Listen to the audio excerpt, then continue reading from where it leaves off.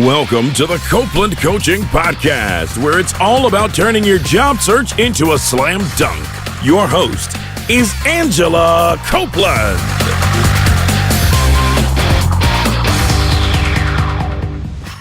Welcome to the Copeland Coaching Podcast. I'm your host, Angela Copeland. Live on the phone with me today, I have Jenny Hargrave in the United Kingdom. With over 15 years of experience, Jenny helps companies attract and retain sought-after talent in competitive sectors through her executive search firm. She also assists job seekers by helping them to develop a strong personal brand through their CV, professional profile, and face-to-face interviews at her company InterviewFit. Jenny, thanks for joining me today. Hello, Angela. Hi, I'm delighted to be joining you. Oh, it's so nice to meet you. Well, I'm really excited to hear more about what you're working on. I think you're on sort of both the search side as well as helping individual job seekers, which is really exciting because you get to see both. So tell me... That's absolutely right. Yeah, go on. Yeah. So tell me, what kinds of candidates do you usually work with? What do the job seekers do that you talk to? Well, we work really across the board. We're conveniently located close to London, where many of our clients, both companies and individuals, are based. But our business isn't really geographically restricted. We work with clients and candidates all over the world. Some people like to meet face-to-face if they're based in the UK or visiting the UK. But equally, people might be time short, immersed in an important work project, or wish to speak to us by phone or over the web in the evening, not just because they're based, say, in Hong Kong, Dubai, or the US. When clients engage us for executive search, it's usually because they have a need, they want a thorough search of the market, to find specific skills or a particular personal profile, or roles confidential through a variety of reasons. Executive search is a considerable investment for companies, so the roles tend to be really senior, heads of, directors, board-level positions, and across the board in job functions from buying, merchandising, operations, all commercial roles really. As a team, we've got commercial backgrounds, which we helped before we went into recruitment, which helps both clients and candidates in the process. Oh, that's very interesting. Well, I noticed, and you mentioned they are located in, all over the world. Are you primarily helping to place them in jobs that exist in the UK, or are you also helping to place people from Europe in, other regions? Both, really. For executive search, our clients tend to be UK companies or multinational companies that are UK by origin and have offices over the world. We do work a lot with Europe, although we will have to see how that pans out now, the changes after our recent referendum in a few years' time. But we do work with clients all over the world. But I suppose more so global candidates wishing to move across the region, across sort of particular regions they're in, or to the UK. So it's across the board really. Oh, that's so great.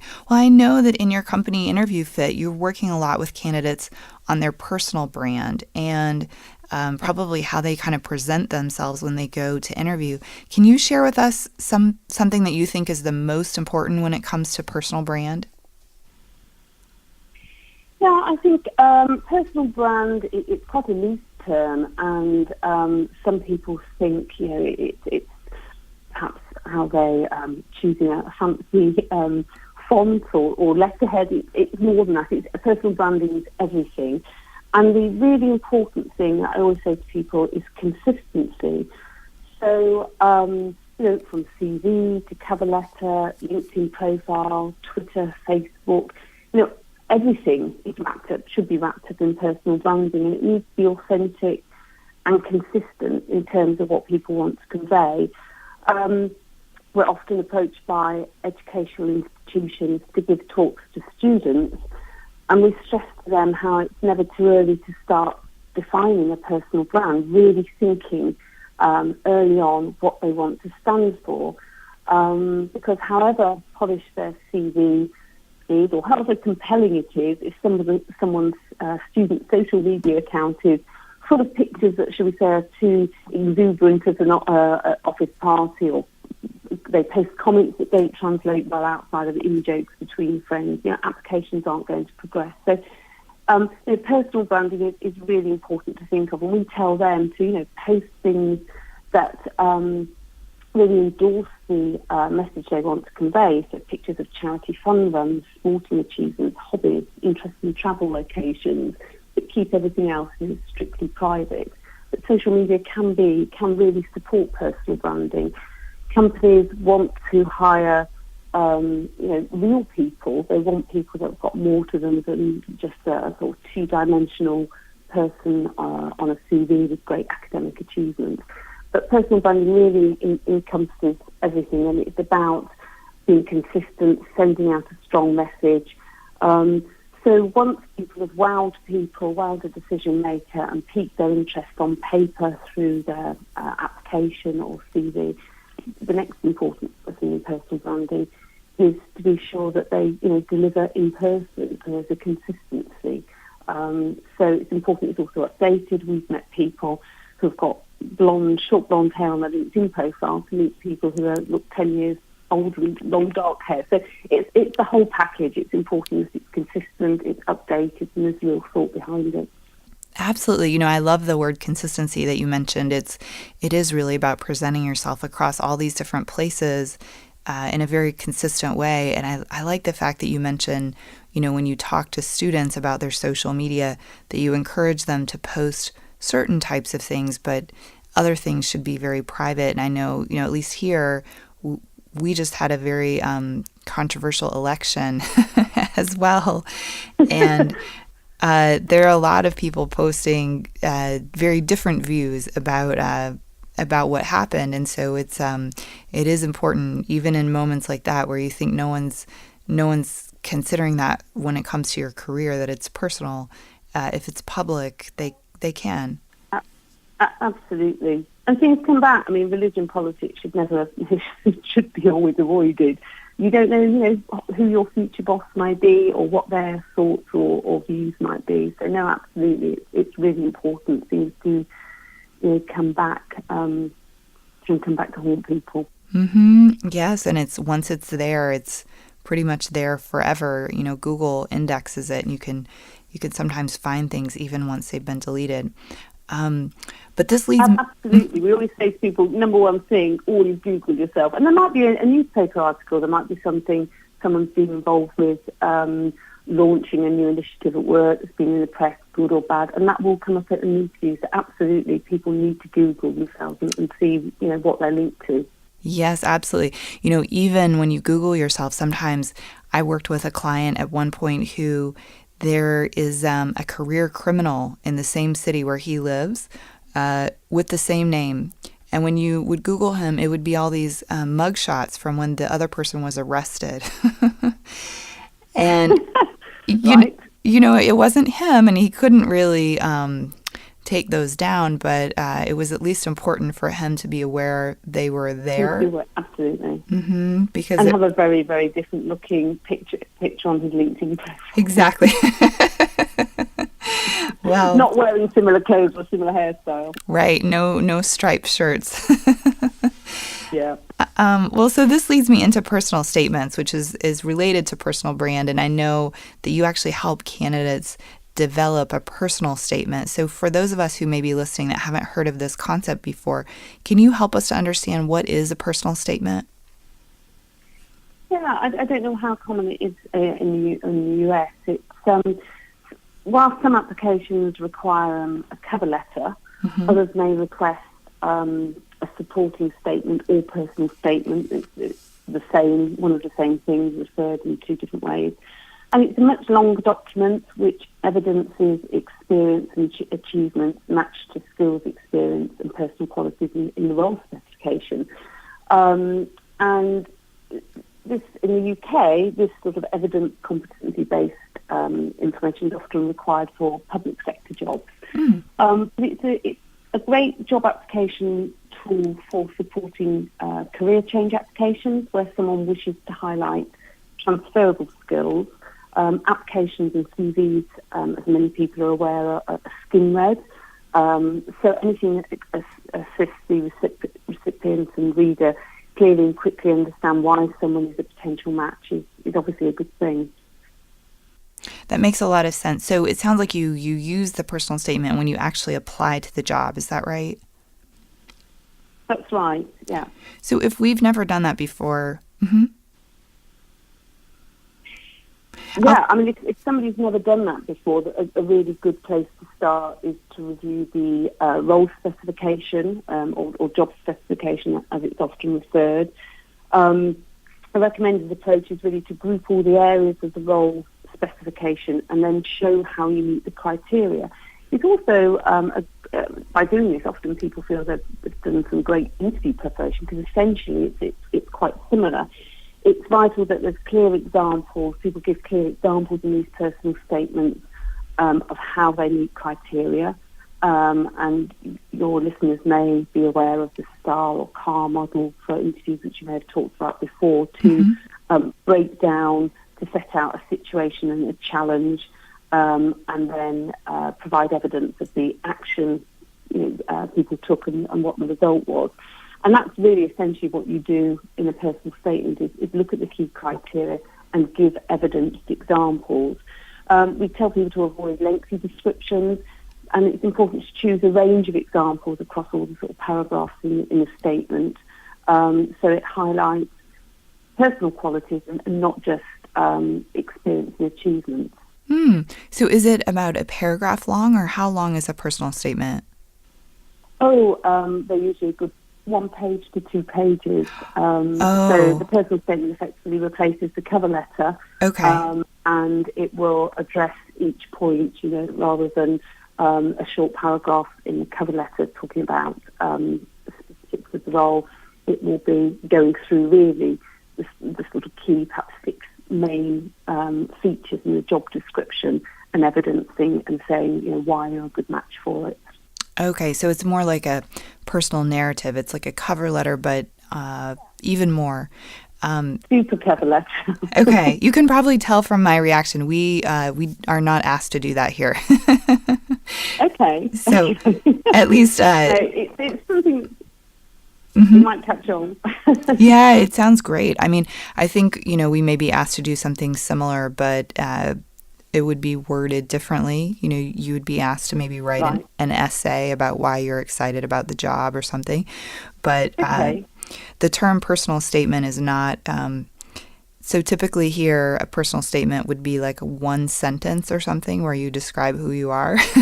Oh, really? Like a personal profile, we would call that, or something. Okay, no, right. It's perhaps an ambiguous term then for, US candidates. No, but it's really helpful.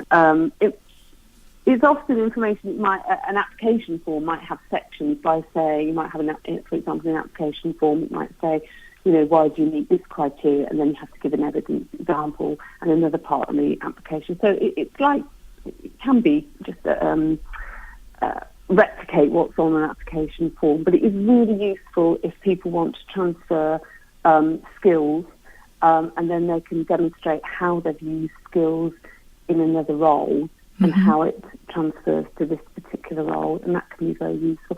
And also it is useful for international candidates where people might, again, there might be a mismatch in terms of terminology, or they may be working for a company that isn't particularly well known, somebody from the US, which is coming over to the UK.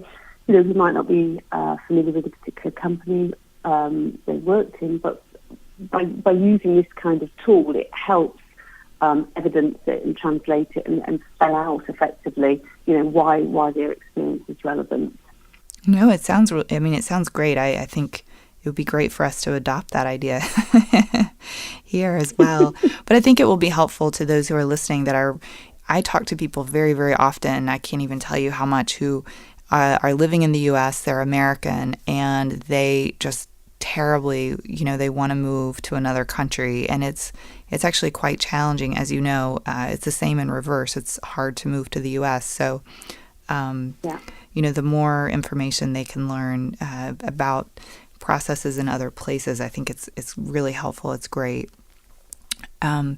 So the other thing that you help candidates with at InterviewFit is actually interview coaching. And I know this is a really tough area for people. I actually met with someone yesterday who had an interview today, and it can make the candidate, very, very nervous. And so I know one thing you help with is sort of personal presentation in terms of how we present ourselves. And I was wondering if you could share some tips with us on things we should think about in an interview about how we present ourselves. Like, what should we do to prepare? Yeah, I think this is a huge topic in terms of, body language, speech, intonation, preparing questions. But in terms of, there are a number of just how you present yourself. Your sort of how your first impression is really important. So if I perhaps just focus on that, for example. So I think one thing, you want to walk in the room and you want to feel comfortable straight away. If you feel comfortable, you're bound to perform better. So a lot of that is down to research. All aspects of interview preparation is to do with research. But it's quite important to research the company's dress code. If you feel like a fit, if you feel comfortable, that's going to help you perform. So we always suggest to people that they find out dress code ahead. Simply, you can email and ask a company or ask the secretary or whoever, or the in-house talent manager, whoever's organising the interview, what the dress code is. Look at view workplace photos on the company website. And getting that right makes the candidate feel comfortable, but it also massively assists the interviewer. If they can picture the person working in their business, then it helps. Well, there is a psychological subliminal message that they can begin to see them as part of their team. And I don't know what sort of standard interview dress is in the US. But in the UK, it does vary. There are a lot of businesses where it's dressed down now, especially in sort of tech firms. And if people do turn up in a suit, people might not be able to see beyond that, and they want to see somebody who's going to be a fit for their business. We have a few fashion clients, so when we go to see them for executive search, we're very mindful of their dress code, and we will dress to be a match. It's important that they feel we understand their brand, and when we're working as an executive search partner, we're an extension of their business. If you're interviewing with a surf brand, it might be pushing it to turn up in flip-flops, but clearly jeans and a shirt is going to be far more appropriate. So that really plays a big part in first impressions, getting the outfit right and feeling comfortable. And if you're being interviewed by people at a trendy sort of tech startup and they're all dressed down and you're in a suit, you're going to feel uncomfortable, and you're not going to perform particularly well. So that's a big part in terms of helping people present well and feel comfortable at interviews.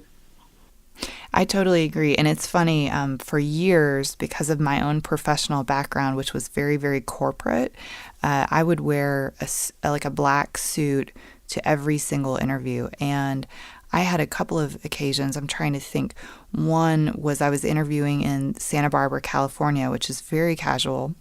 And I was interviewing at a company that makes upscale women's clothing, but it's all very natural fabrics and very almost like vacation wear.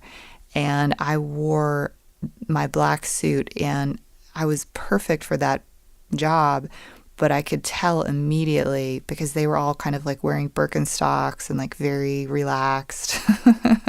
I could see it on their face that I was not someone that they could picture, working there.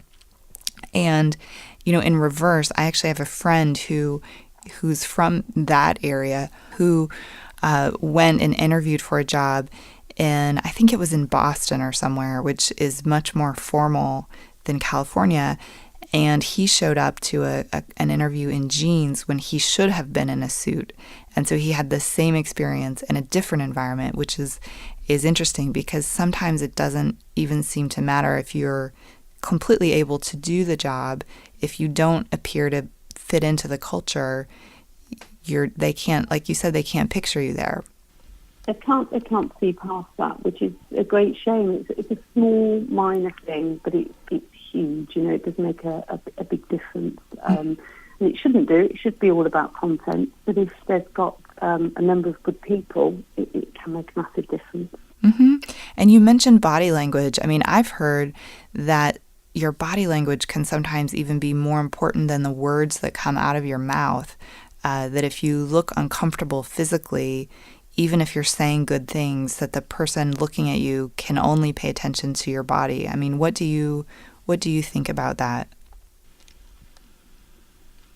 Yeah, I think the important thing is to have some sort of self-awareness and to do, we always stress you cannot prepare enough. When we meet people to do interview coaching, we're looking for body language and feeding back on body language. And you're right, it is important.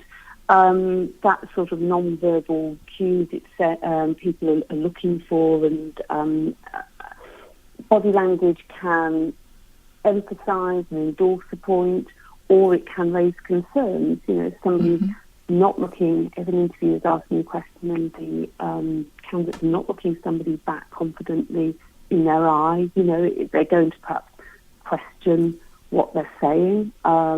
People want to see confidence, and they want to feel that they can trust people. So it is important that you convey that in your body language. If somebody sat there with their arms folded, looking very defensive, the hiring manager might think, this is somebody that isn't going to take criticism well. It's going to be a difficult person to manage. They're coming across defensive now. How am I going to break them? You know, how am I going to develop them as an individual and manage them? So it is important to practice and perfect your interview stance. You know, sitting upright, slightly leaning forward. Many people psychologists talk about having your hands on display so they're seen, it shows an openness. Some hand gestures are helpful, others are unhelpful, and it can be just too much and too distracting. So it's all about a balance, and it's about practicing and getting feedback from people, and also videoing yourself. If people feel really sort of uncomfortable, then they probably should video themselves, and they're probably not going to feel very comfortable doing that, but at the same time they probably need to more than others. But the important thing is eye contact, and looking, confident and smiling. That's something that people go into an interview, they're so concerned and worried about what the questions are going to be, or meeting people that they don't know. They just forget to smile, and smiling is if they forget everything else, if they remember to smile, they're halfway there, because again that shows trust, warmth, and it instantly breaks the sort of the ice in the room. So that's hugely important. And the other thing is with interviews, it is the fear of the unknown, but preparation, good preparation is half of it. And a lot of the interview questions can be predicted. If you go through the job description, if you see all the elements of the job criteria, they're going to be the things that on the whole you're going to be asked about. And they're going to be probably some sort of fairly typical standard interview questions, strengths and weaknesses, and tell me about yourself. And if people spend the time thinking about those answers and practicing those answers, they'll feel calmer because you're not going into a situation of the unknown one. So it's all about preparation. I also think too, you could answer an interview question, in not the most perfect way, but if you are happy and you're, dressed appropriately and you're getting along well, it's possible they may not hold that against you, that you give one answer. Absolutely. Yep. But you could give perfect answers, and if you look unhappy, it's a problem. No, absolutely. People want to hire real people. They want to hire somebody that's going to make a difference. It's key, absolutely. So, how you deliver it is massively important. Mm-hmm. I'm also curious, there's an issue that I talk about a lot here in the U.S., which is how we shake hands and greet one another. What is your recommendation in Europe in terms of how the handshake, initial meeting happens? Is there anything special about it? No, not really. Confident handshake. Make sure your hands are dry. If you've been to the bathroom before, make sure they're bone dry, or if you're prone to feeling a little bit anxious, just make sure you've got nice dry hands. Firm, not too firm. Don't squeeze too hard. People do want a firm handshake, though, especially guys. It's a confidence thing, especially if you're somebody, it's a job where you may progress and you may have to represent the company, meet people, might be sales role. It's important that you can, offer a good handshake, but there's nothing particular about it. Just, at the beginning of the meeting, at the end of the meeting. Yeah, that's interesting. So here, there's kind of like two issues that I talk about a lot that people face. One is especially in certain parts of the U.S. where maybe more rural areas or more traditional areas, often in business meetings, you'll find people will shake a woman's hand and a man's hand very differently. And so we talk... Okay, that's interesting. Mm-hmm. They shake a woman's hand very in a very limp kind of a way, as if it's, they don't want to hurt you or something. Right. And as a woman, if you ask women here, I actually had a talk once where a woman stood up in the back of the room and started going on this huge, explanation about how upsetting it is when a man shakes her hand that way and how disrespectful it is. And many of the men in the room were surprised because they didn't realize that was a problem. So we have that issue. And then also in areas that are very diverse, that have people who've moved to the U.S. from a lot of different countries and different cultures, not every part of the world has the same handshake. And so it's getting people who've moved to the U.S. especially to be very comfortable with this firm handshake that I think is the same in Europe, the same style of handshake. But so that's kind of what we talk about here in terms of consistency and shaking everyone's hand the same so no one feels like they're being treated differently. Yeah, that's a really good point. Yeah, I mean, so anyway, but the other things, so we're talking about handshakes and in-person meetings, but actually a lot of the interview process nowadays takes place over the internet, which can actually be kind of intimidating. A lot of, interviews are conducted over Skype, and I notice you actually meet with clients over Skype. For those clients that you talk to who have job interviews over Skype, do you have tips for how to do a Skype interview well? Yeah, again, they need to invest a bit of time practicing and rehearsing. The Skype interviews are now becoming much more prevalent. It's efficient, it's flexible, can be done anywhere. So, if somebody's thinking about relocating or just perhaps based in the north of England and interviewing for a job in the south of England, Skype is a great first interview method before both sides decide to invest and perhaps travel and meet and involve a sort of more detailed face-to-face meeting. So preparation is really key. There's two main things to Skype interviews. There's the practical planning and then actually delivering on the actual day. We provide people with a bit of a checklist for practical things to plan. And some things are kind of obvious, but there are other things that can surprise people. The first important thing is obviously to check the tech. Make sure you've got a good internet connection. Obviously essential. Wi-Fi is risky. If you can do something where you've got a direct connection, it's always better. Check clarity of sound. Headsets are better. They'll eliminate unwanted background noise. So people might use Skype to call friends and family and they might be used to Skype, but obviously from a business perspective, it's slightly different. So it's worth just recovering, checking all the basics. We tell people to practice with someone and get feedback, or again, they can record themselves and check for. We talked about body language earlier. Check for distracting mannerisms. Videos will emphasise these. They will, just become more sort of prevalent and more obvious, and can be distracting. Pace, tone of voice, facial expressions are far more influential than Skype, and if you can see the whole person, sort of in-person interview. So they're all things to think about. And one thing that can surprise people is lighting, and it's hugely influential and can have a massive impact on a Skype interview. So it's really important to test the lighting on the time of day of the interview.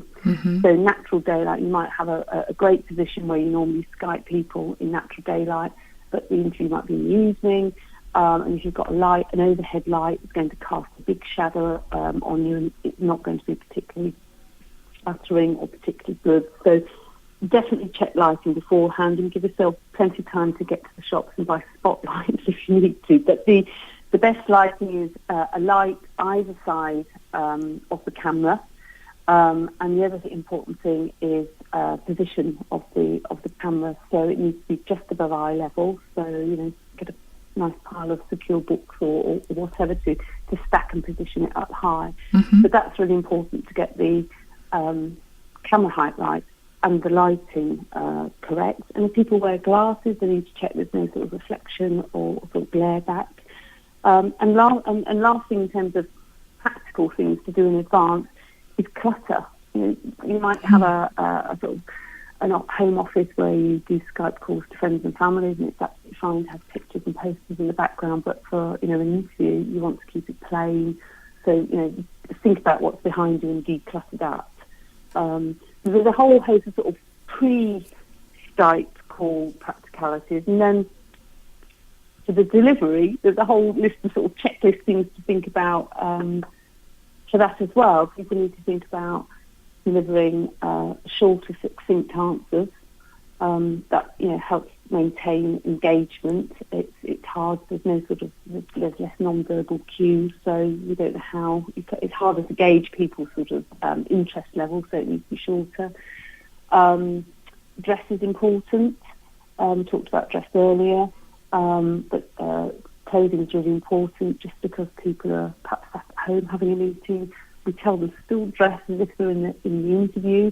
Not just sort of waist up. But if you've got, if you're off to the gym later, don't have your gym kit on under the desk.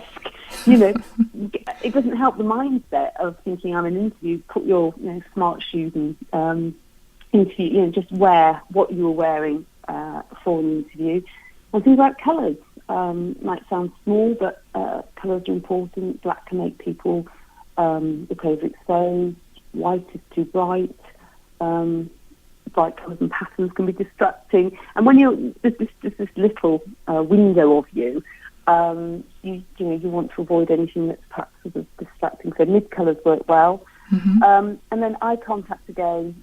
You can't stress eye contact too much. It's really important. Candidates, this is the number one mistake for anybody on a Skype call, is that they tend to look at the person talking rather than the camera. So, yeah. So when you're talking to somebody on Skype, it doesn't look like they're looking at you. It's because they're looking at you and not the camera. And that's a big mistake, and it's really tempting. The other thing is really tempting for people to do is to look at themselves in the little Skype box in the corner as well when they're speaking. So it feels unnatural talking to the camera rather than looking at the person. It's really important. So that's worth practicing.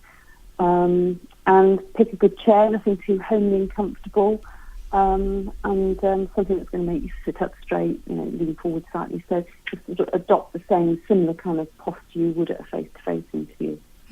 Absolutely. I think those are great tips. It's surprising how complex it can be to have a good Skype interview. I know I was once interviewing someone else on Skype, and it was going pretty well, and midway through, their child came into the room. And I was thinking, wow, how did this happen? We're having an interview, and you have your child. Mm-hmm. Yeah, or if you've got a mirror behind you, you don't know. Again, a family member could walk in front of the mirror. Windows, close windows. You don't, or make sure you're not behind. You're not sat with a window behind you where there's something. Somebody's walking, past the window that isn't really on personal brand. All these things are really important. So no, yeah. Well, so I'm curious, how common is it that you see people who have candidates who have to do interviews over Skype? Is it becoming more common, or is it about the same? It's more common by far. I think,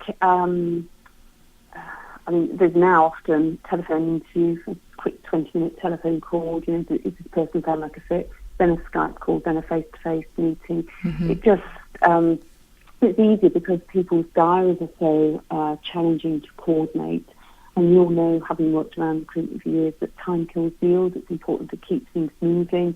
You don't want the first candidate on the shortlist being seen 1 week and the second one can't be seen till week 3 because they might be travelling, on a work business trip to Asia or something. Where so if you can see them all by Skype, at least for the first stage, it gets them all through the process at the same rate and maintains everybody's interest. So it is becoming more prevalent, and it's equally preferred by candidates as well, especially if they're headhunted candidates are not actively looking, they're not desperate for a move, but they're interested enough to see what's out there and career-minded.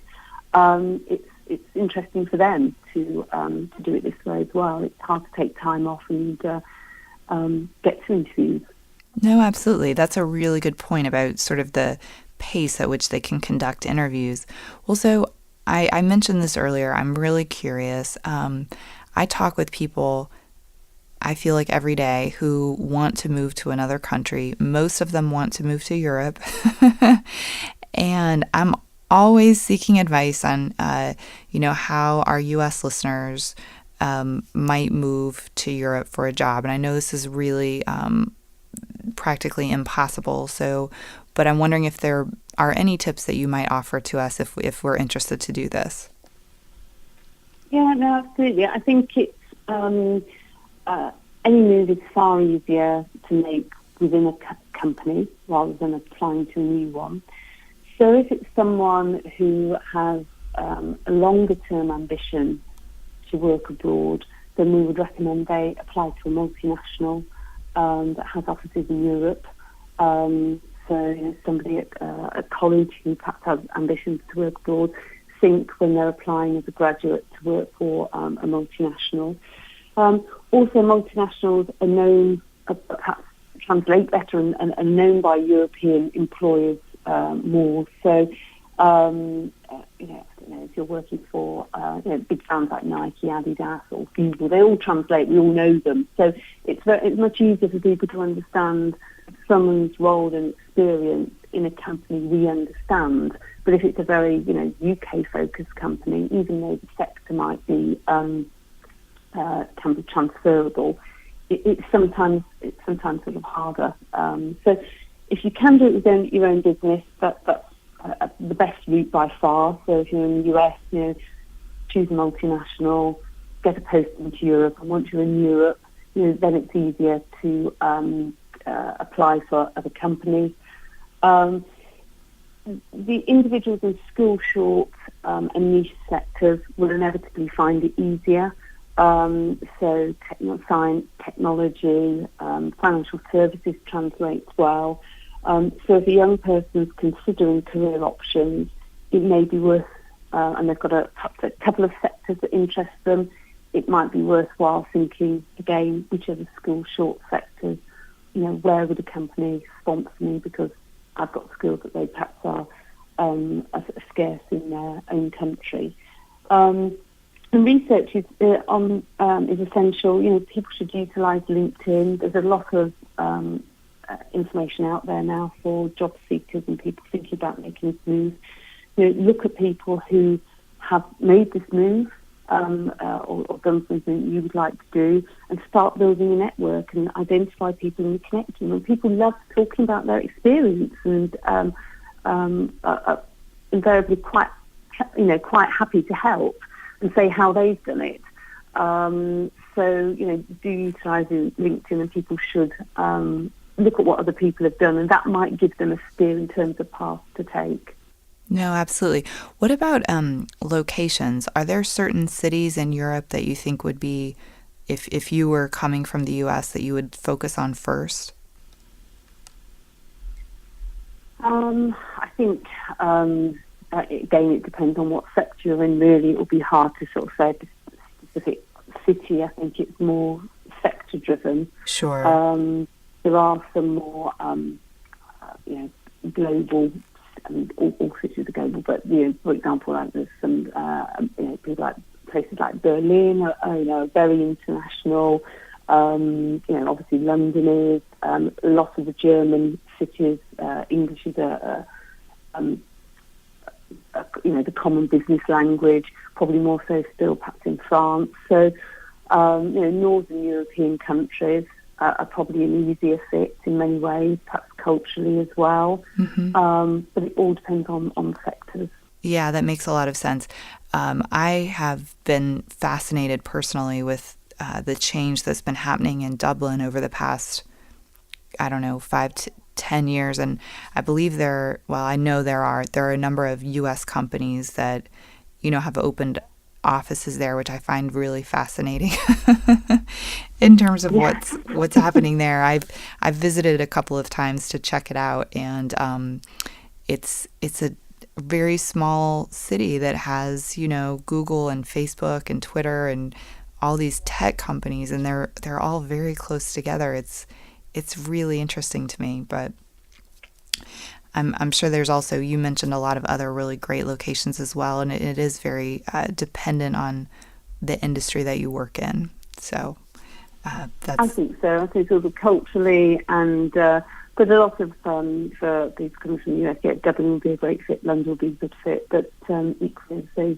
lots of sort of Northern European, Frankfurt, Berlin, English is a dominant language, so mm-hmm. culturally it will be an easier fit than perhaps some other European cities. Mm-hmm, absolutely. Well, this has been really great and really good information. I'm curious, Jenny, where can we go to learn more about your company, InterviewFit?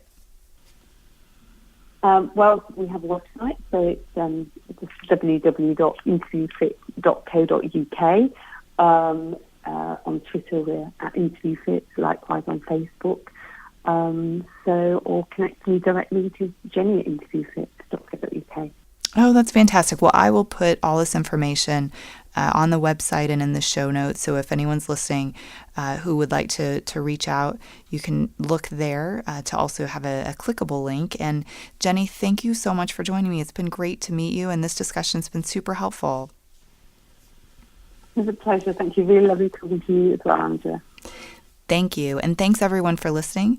Thanks too to those of you who sent me questions. You can send me your questions to angela@copelandcoaching.com. You can also send me questions via Twitter. I'm at Copeland Coach, and on Facebook, I'm Copeland Coaching. And don't forget to help me out, subscribe on iTunes, and leave me a review. Thank you for listening to the Copeland Coaching Podcast today with your host, Angela Copeland. Tune in next time to get more great tips on turning your job search into a slam dunk.